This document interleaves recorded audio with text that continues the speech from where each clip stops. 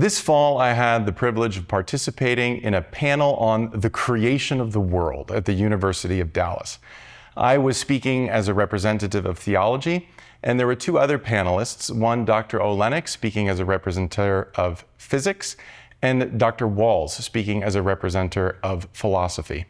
It's really fun that the three of us are friends, and we were able to try to both speak from our different disciplines about what we understand the origin or creation of the world to be, but also to try to model together this harmony or this integration of the different disciplines before this one unified reality. I have here on my channel only my contribution. The total event was over 2 hours long. It was great fun to try to not only articulate the relationship between faith and reason, but also to try to model it as we had a discussion among ourselves about how to set our disciplines in dialogue with each other.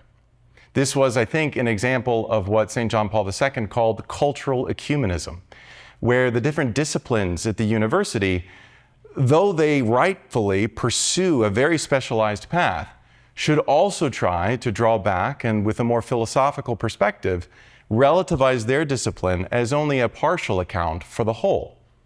Now, that is a kind of conversation that's very difficult. It takes a lot of humility and a lot of hard work to try to relativize your own expertise and open your mind to the legitimate perspective of someone else, and then try authentically to really see how they could enrich each other, how they could speak to each other. Not only is this ecumenism difficult because of the specialization, but the philosophical demands of taking a step back and appreciating the limits of your discipline and knowing then how to set it in dialogue with another, that is a task that can't be underestimated in its difficulty. Even if the three dialogue partners are all friends, it doesn't make it necessarily easy. Of course, the goodwill does facilitate things and grease the wheels, so to speak, but it's a hard task, this cultural ecumenism. In my own opinion, we've got many of the principles in the Catholic tradition for this kind of dialogue, but we're still waiting in the concrete to see how it works really well. This integration of the disciplines into some kind of synthesis is still a task for us ahead. St. John Paul II, I think, also recognized with his exhortation to cultural ecumenism. On that note, one of the most exciting moments of the event for me was when Dr. Walls, speaking for philosophy, criticized theologians for, if I understood him right, in his view, transgressing the boundaries of their own discipline and trying to speak too much like the philosophers. It seemed to me that he was expecting the theologians to stay a bit more in their own lane, at least when they were exercising their own method of theology. His comments led me to preface my own remarks. I went last in the order of the panel, to preface my own remarks with the joke that I'm going to be very disappointing right now, because I think, at least in my own self-understanding, that as a wannabe theologian, I'm much more on the philosopher side, that the way I try to understand and do theology is admittedly very philosophical. I understand theology as an effort to try to make intelligible the faith, as faith seeking understanding. It's an effort to defend and articulate the truth of Catholic faith. You know, as a theologian, I will try to draw upon analogies already within our knowledge of nature that help us to make some sense of supernatural mysteries. Or I'll try to explore the existential questions that human reason reaches in order to make intelligible the response of Christian faith. Now, my way of understanding theology could admittedly be distinguished from, say, a more bold or a more evangelical or prophetic way of doing theology, a way of doing theology, say, from above, where you ask your interlocutor to just set aside what he or she thinks he knows and to just see the whole world from a different perspective, to just step into a worldview, swim, live, will within it, and try over the long haul to see if it does not make better sense of the world.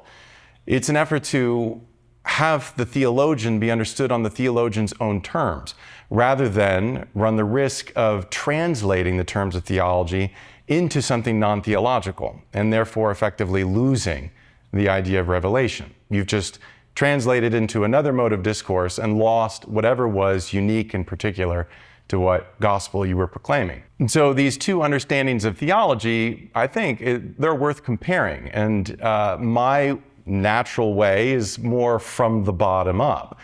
And the way in which I understood Dr. Walls to be pushing the theologian was, you could say, more from the top down. And the way bottom up is this sympathetic ear trying his best to make himself understood, using as best he can the language of nature and the other disciplines in order to call people up toward higher questions. And the way in which Dr. Walls seemed to me to be suggesting theology operate is with a little more boldness and without the neediness of being understood and just saying, I'm going to say it the way that's written in Scripture, the way Jesus gives, and I'm going to ask you to just try to see it this way and to hope that over the haul you'll be able to see why it makes sense. In any event, that's my effort to summarize what was a really fun moment of discussion during the panel. I hope that you enjoy this talk. I try to present as best I can the Catholic understanding of creation and to set that doctrine in relation to other disciplines, particularly physics and biology. Enjoy the talk. I think methodologically I will be quite philosophical, and that is, I think, customary, but at the end of the day, it's probably not the most evangelical. The proclamation of the gospel isn't hedging and apologetic and carefully trying to use distinctions and categories that would appeal in some analogical way to what you've already experienced in the market or the philosopher. But so I think that's setting us up for a good discussion. But first, let's get disappointed so we can then get to what will hopefully be good banter. All right, so the creation of the world from a theological perspective. My effort in the first half of this presentation to offer a theological account of creation relies upon a theologian whom I admire, Christopher Baglow, teacher at Notre Dame. And he divides the systematic account into 4 parts and anchors those in some ecumenical councils and their language to express the doctrine of creation. So I guess if Dr. Baglow and I have, a philosophical bent in our presentation, at least we can blame also the church and its reliance upon such categories. So the first of the 4 phrases that Baglow uses is creation ex nihilo, so out of nothing. Christians see creation as ex nihilo, literally from no thing. And above all, do not see God as a being, not even the supreme being, but as the source of being to all things. Creation is an act we can only understand by some kind of analogy, for there is only one possible creator, one ultimate origin, and there is no category that could apply simply both to him and to us, not even the category of being. He's not a watchmaker or a craftsman. He is not someone who forms new things out of those that already exist. Like organs are formed out of cells, atoms out of particles, or material properties out of physical and mathematical law. Creation is not a change. It's not a change in anything. It's not a change, but rather the very emergence of the thing from nothing. Something that can be said to change must already exist before the change, since to change is to undergo a change. The Creator is absolute being, to use a philosopher's phrase, or existence unlike anything we know. And yet, we do know that He must be, if anything contingent is. He is the one we vaguely but surely know as we think through the question of ultimate causes. The second phrase used to express the Catholic doctrine of creation is creation cum tempore, or with time. Christians see creation as an eternal act, one that brings time itself into existence, along with all beings, and that affects every moment of time. Creation is not in time, but with time, and with every moment of time simultaneously. Creation is not a process. It is not something that unfolds in time, for time itself is created. Creation did not happen in the beginning in a temporal sense. At least it did not happen any more back then than it does right now. For every moment is equally and immediately contingent upon the act of creation, whatever it is. The act of creation is eternal insofar as its origin is not in time. Creation is not a temporally isolated event, but an enduring ontological relationship. It is the dependence of contingent being upon the absolute, which obtains now just as much as it ever has or will. To understand creation, we can distinguish between the beginning and the origin of a play. When we ask about the beginning of Romeo and Juliet, we are asking about its first lines. Like, what's the beginning of Romeo and Juliet? Two households, both alike in dignity, in fair Verona. We are not asking, however, about its origin or creator, namely Shakespeare, who wrote the first line and every other line. When sacred scripture speaks of God acting in the beginning or before it, it is pointing to God as the origin of the universe and history, not to some moment in the past. To see the difference between a beginning and creation, consider also that a thing without a beginning, like a circle, still has an origin. Even if there is no first moment in a circle or in the universe, as the steady state model of cosmology suggests, even if there is no first moment, it would still call out for an origin, a creator. For we could still ask why even an eternally or infinitely existing in time, why such a universe exists. Creation ex libertate. This is the third phrase to give a systematic expression of Christian doctrine. Christians see no necessity on the part of God to create. Creation is ex libertate, out of the perfect freedom of God. And creation is intentional. It is willed by God. God did not create from any impersonal mechanics or necessity of his divine nature. God is the absolutely personal principle, and what he does issues therefore from freedom and intelligence. Thus, Pope Benedict XVI could famously say, "We are not some causal and meaningless product of evolution. Each of us is the result of a thought of God. Each of us is willed. Each of us is loved. Each of us is necessary." The Pope here is not denying evolutionary science, but he is denying any pseudoscience or disguised philosophy that would, through a confusion of categories, jump from a scientific idea like random mutation, or the idea that genes mutate without an immediate or causal connection to the behavior of the organism, a pseudoscience that would jump from a category like random mutation to a philosophical claim about the ultimate purposelessness of existence. By insisting we are all created as the result of love, and thus necessary as the beloved is to the lover, Pope Benedict is asserting God's freedom in creation. God did not have to create, and he did not have to create this particular history. That we are here is a result of his generosity, delight, spontaneity, and love. This insight eventually leads us to the Trinity as the most reasonable account of the universe, insofar as eternal love alone offers a credible account for why there is something. All this something that is so intricately harmonious, true, beautiful, and good. Why there is this something rather than nothing. And that's the fourth phrase that Baglow uses to give a systematic expression of the doctrine of creation. Creation ex Trinitate. Christians believe creation to be from the Trinity, ex Trinitate, and so it is the overflow of perfect self-giving love and togetherness. Creation is an eternal act issuing from a single absolute principle, and yet the metaphysical self-sufficiency of this origin is marked by intelligence and freedom and by delight and love. Inasmuch as it is eternal love, it is eternal communion, and thus not even our idea of the oneness of God can be understood without analogy.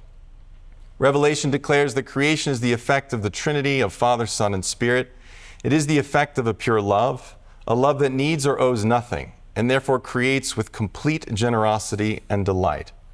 It is a love that causes goodness where goodness is absent, and thus a love springing from mercy. As Baglow concludes his exposition, he says, "It is here that we have arrived at the heart of the Christian doctrine of creation.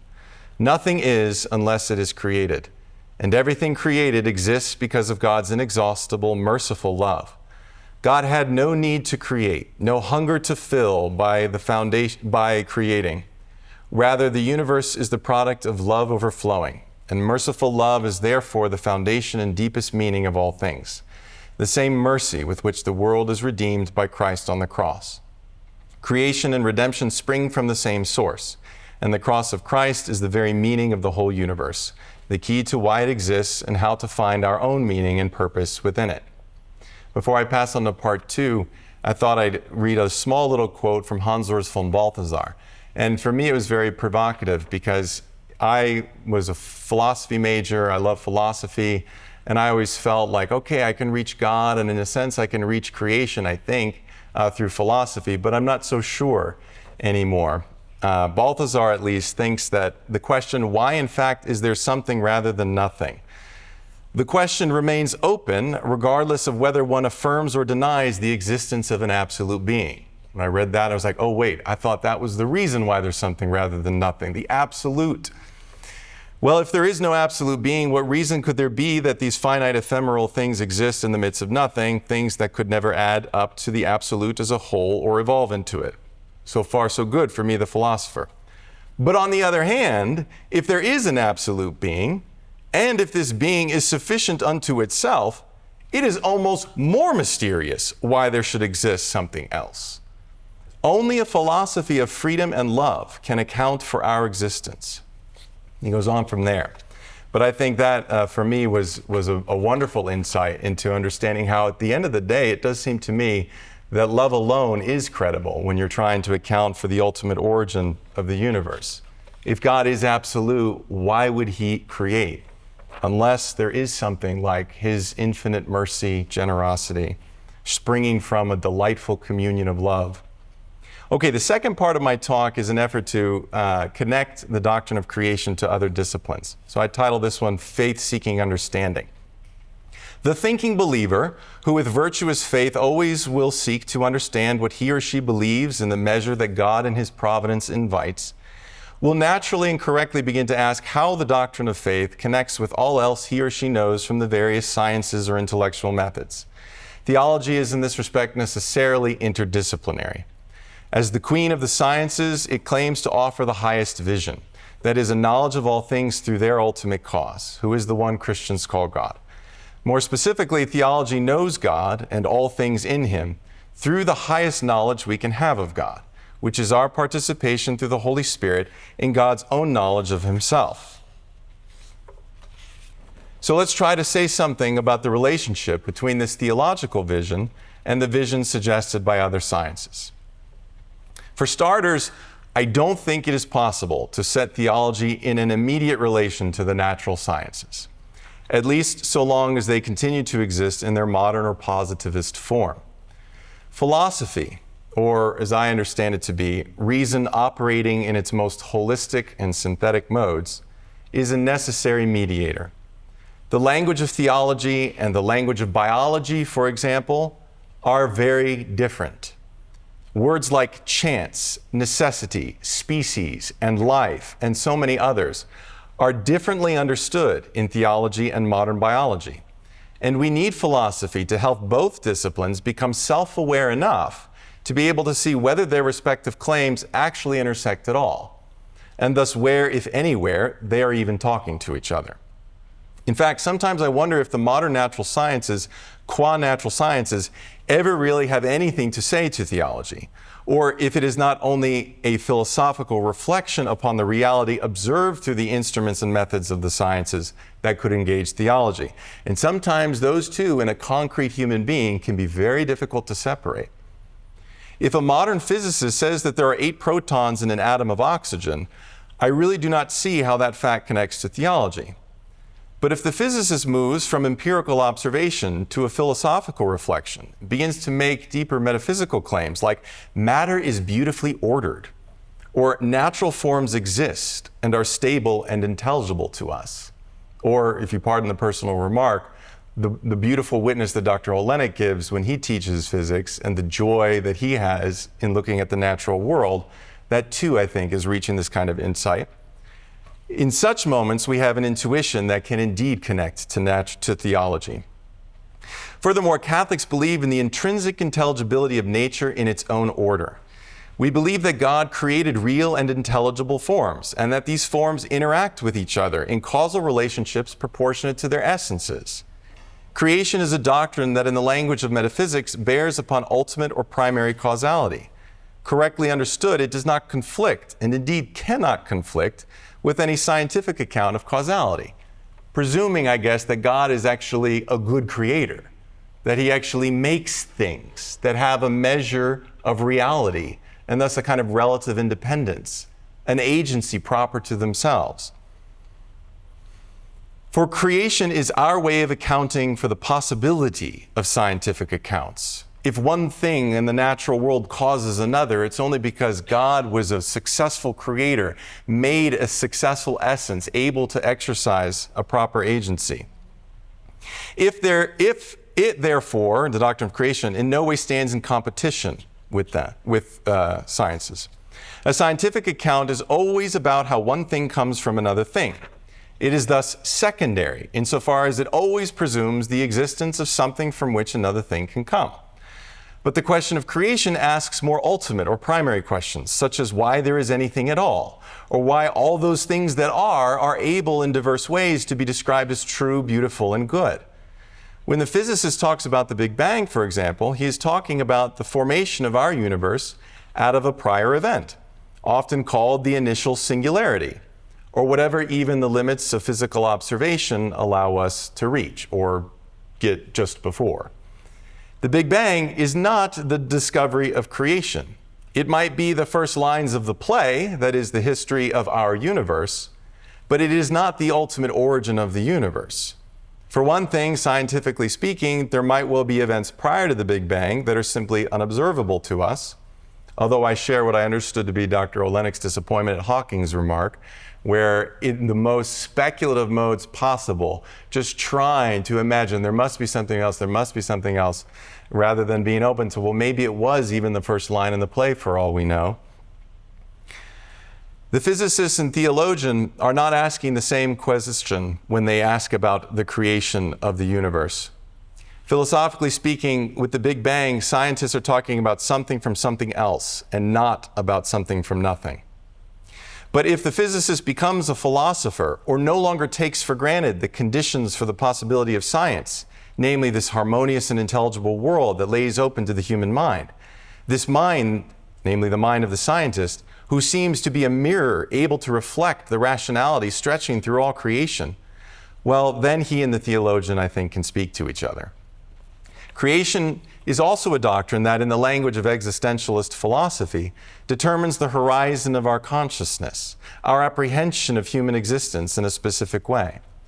Creation leads the mind out of the everyday mode of thinking, in which one worries about where breakfast is going to come from or what time the bus arrives to take me to school. Creation leads me to awareness of the contingent character of my own existence, the fact that I did not have to exist, and that one day I will cease to exist through death. This awareness provokes a host of questions. Why am I here? Where am I going? Why does so much threaten my existence? Such questions simply do not intersect with the natural sciences, at least not if they are operating according to their proper methods. It is only when the scientist switches, consciously or unconsciously, out of a properly scientific method and into a philosophical method that he begins to engage the theologian.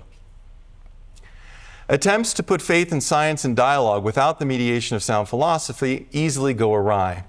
The scientists can get into trouble in ways I've already mentioned. For example, by jumping uncritically from the narrowly defined randomness of genetic mutation to grand claims about the purposelessness of existence. Things can go awry from the other direction as well. There could be, for example, a misguided effort to defend an important part of theological anthropology, such as the human difference and the greater dignity of human beings with respect to animals, by pointing to scientific objections to the modern synthesis in evolution, so neo-Darwinism or evolutionary theory reduced to random genetic mutation and natural selection.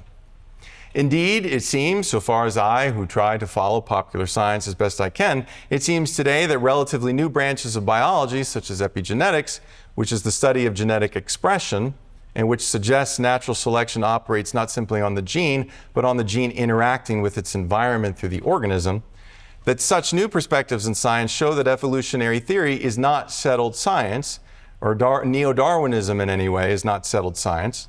However, such scientific discoveries themselves do not bear on the question of human dignity. After all, human dignity cannot be seen under a microscope anyway. We can see human dignity only through a properly philosophical intuition, which can be achieved in many different ways, including through a reflection upon the empirical realities unearthed by the instruments and observations of science. But you could also just look at a human person in front of you with your naked eye. But that reflection is properly philosophical and therefore beholden to a specific method of reasoning. Let me pursue this a little further, and then I will conclude 1.5 pages from now. 1.5 sides of the page. Whether a scientific discovery bears any relevance to the faith depends upon, I would argue, philosophical presuppositions. What do I mean? Well, if epigenetics is interpreted through the same mechanistic assumptions of modern biology that have reigned from at least Descartes to Dawkins, then we have only discovered new gears and bolts to the same soulless and purposeless machines we call incorrectly living things.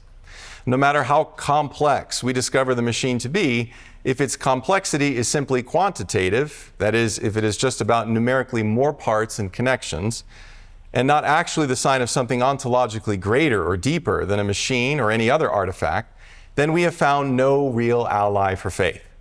On the contrary, we are still contradicting what faith claims about human dignity. But note that the contradiction lies in the mechanistic assumption. That is, the philosophical frame, paradigm, or analogy, or model that currently reigns in biology when we try to imagine what a living thing ultimately is. The contradiction does not spring from the actual scientific data. For, in fact, the discovery of epigenetics could encourage the scientist to reconsider his or her mechanical analogy for living things.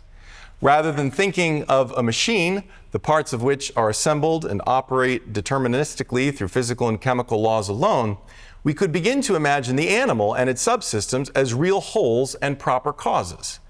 Epigenetics seems to suggest that the history or subjective experience of an animal, its concrete desires, actions, and passions, could influence its genetic expression or phenotype and thus significantly affect its selectivity in its environment. With epigenetics, things do not seem to be physically determined bottom-up by cosmic rays knocking around genetic particles that happen to lead to desirable traits. It's not simply about that. That is, the phenotype is not simply read off from the genotype, for there appears to be a downward effect from the organism to its phenotype, to its genetic expression. For the expression of the genotype is conditioned by things like DNA methylation and acetylation, which take place in response to things like the diet, experience, and behavior of the animal. I did read a book, and that's my best effort to express what I learned from the book about epigenetics. For the details of all this, you will of course have to look to a real biologist, not to me. But I don't think I've said anything false here. And I would love it if there were biologists in the room to help challenge me or confirm that when we get to the discussion. But any shift in paradigm is not forced by the science itself. That is, any shift in philosophical paradigm is not forced by the science itself. For paradigms are set by larger cultural forces and condition the way the science is received and organized. You could still assume mechanism and just imagine that the feedback loops between selfish genes and the wet machines they run is incalculably more complex than we today can calculate. Or you could be inspired by an intuition that within nature there are wholes, truly living things, that cannot be reduced to the sum of their parts. And then you could do biology in light of that intuition. You could be a scientist who recognizes the limits of the mechanistic assumptions behind one-sidedly analytical methods and become open to thinking about living things more holistically. This, so far as I can see, would constitute a philosophical breakthrough in modern times, even if it is really just a rediscovery of ancient wisdom. In my view, scientists are indeed bumping up against the problems erected by the reductions carried in analogies like mechanism, programming, and code. And these problems are pushing scientists and also health clinicians to think more holistically and to rediscover the relevance of natural philosophy. However, it seems that without the tradition, they are sometimes falling prey to more superstitious and less credible philosophies come up with on the fly. There's a really fun YouTube lecture with a great scientist, Dennis Noble, and Forbes, a news organization, and they are exploring the limitations of neo-Darwinism and the reality of wholes acting in nature. And at one point, the interviewer says, "For me, I don't believe in a God. I don't believe in much of anything, but life, and that process is magical." And I would just wish that people, when they start to get metaphysical inspirations and excitement, might consider the fact that there is a profound tradition of thinking on these questions and not jump immediately to magical. Hopefully, they will become open to good theology and learn to insert their knowledge symphonically into a greater whole. Thank you.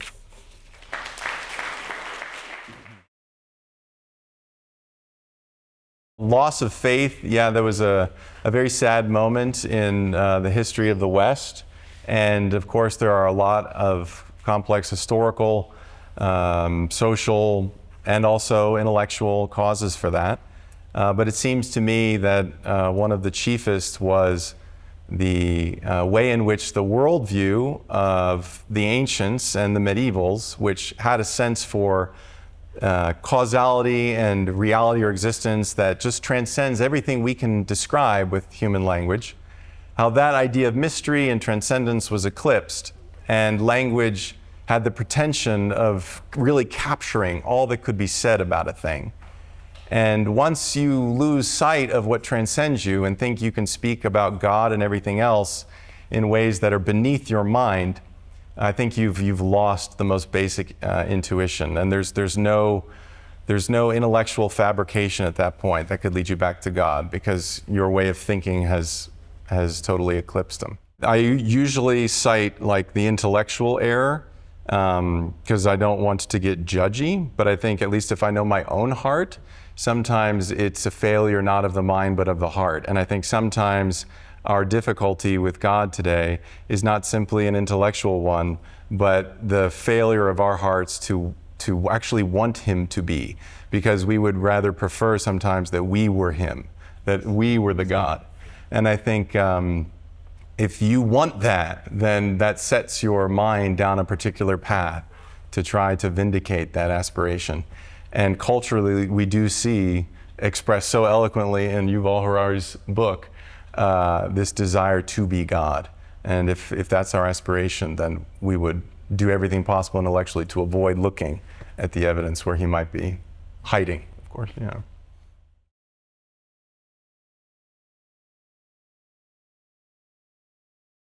Something that has helped me understand history is ultimately theology, but maybe also one mediating discipline of literature. So theology suggests that, or the gospel suggests that the time sequence that has been created is narrative in structure.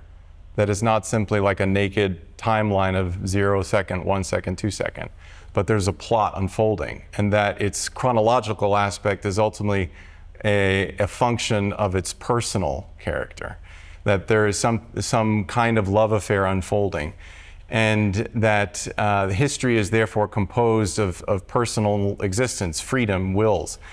And I think that historicism, at least as I understand it, is it's one form of naturalism, where everything is causally explained, but ultimately causes that only admit of natural ones, or even in any case, causes lesser than the free person. So psychology with no personal existence, just the ineluctable functions of your human nature are taking place. And so the historicist would never ask like, well, could Napoleon have done other? And, why did he choose this? And the historicist would probably say, well, it was a function of his, family troubles and the political and economics, so that just anybody in that situation would have just done it. Whereas I think the theologian says, no, actually, there are real persons. And among this panoply of causes we have in creation of various kinds, there is the free human person, and of course also God. And in what history really is ultimately that story being told. To do the interdisciplinary conversation well, and this is probably also a affirmation of what you were saying earlier, Dr. Walls, that to avoid lane trespassing, you must of course occupy a lane, but the lanes now are so specialized.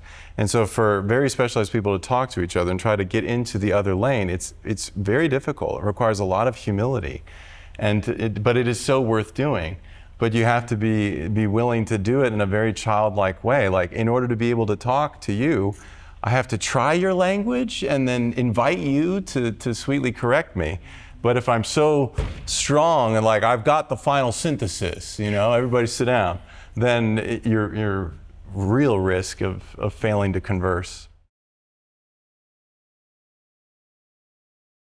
I would want to understand what we mean by study.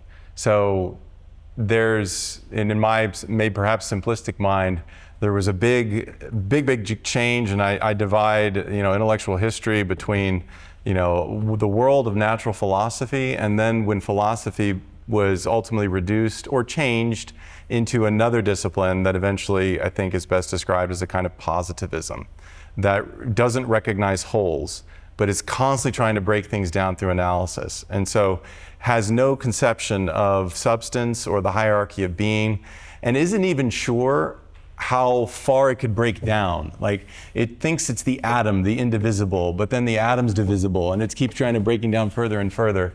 And so it has this worldview in which everything is built up from the smallest particle, which it's never identifying because the nature of its method is to decompose. So I think that if your intellectual method is just constant decomposition, I don't think you will see. And if you can't see the physical, then you won't reach the spiritual. Instead of seeing, I think there's just a projection going on, like a kind of abstraction that I have in my head that I am just filtering all reality through. So I would agree, if you see the physical, you will understand it to be a sign of something beyond it. But I would question whether the positivist is actually seeing the physical and not just himself or an aspect of his mind pushed out into the world. Maybe with my last comment, wanting to affirm how much I have enjoyed reading sciences to the best I can. I wasted my high school education, sadly, by not really paying attention and not getting why I have to study all these things. And now when I have time, I love reading books about physics and books about biology. And I really do think that the deeper you go into nature with an open mind, you really can learn to wonder in a way that makes you spiritually very ready to meet God. So to you science majors out there, do not fear to do science. Just do it in a way that is open to genuine wonder and not in this kind of totalitizing, or whatever word we want to use to like put it all under your control of your abstractions.